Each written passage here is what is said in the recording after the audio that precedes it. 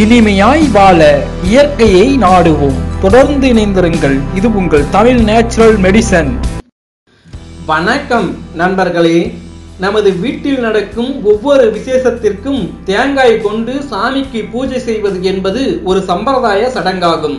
அப்படி இருக்கும்போது நமது வீட்டில் அல்லது கோவில் பூஜைக்கு பயன்படுத்தும் தேங்காய் அழுகிய நிலையில் இருந்தால் அதற்கு என்ன அர்த்தம் உங்களுக்கு தெரியுமா? தேங்காய் அழுகி இருந்தால் என்ன அர்த்தம்? தேங்காயில் இருக்கும் 3 கண்களில் முதல் கண் பிரம்மன், 2ஆம் கண் லட்சுமி, 3ஆம் கண் சிவன் என்று போற்றப்படுகிறது. அப்படி இருக்கும் தேங்காயை நாம் பயன்படுத்தும் போது அது அழுகி இருப்பது, கோணலாக உடைவது, சிதறு தேங்காய் உடைக்கும் போது சுக்குநூறாக உடைவது, தேங்காயில் பூ வருவது, இது போன்ற அனைத்து விஷயத்திற்கும் நன்மை மற்றும் தீமைக்கான சகுனங்கள் உண்டு.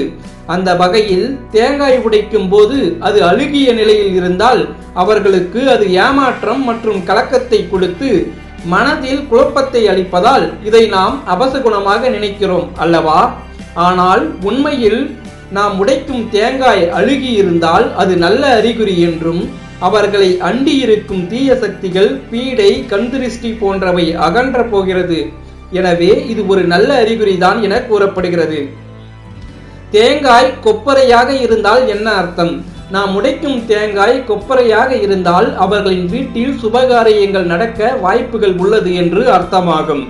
தேங்காயில் பூ இருந்தால் என்ன அர்த்தம்?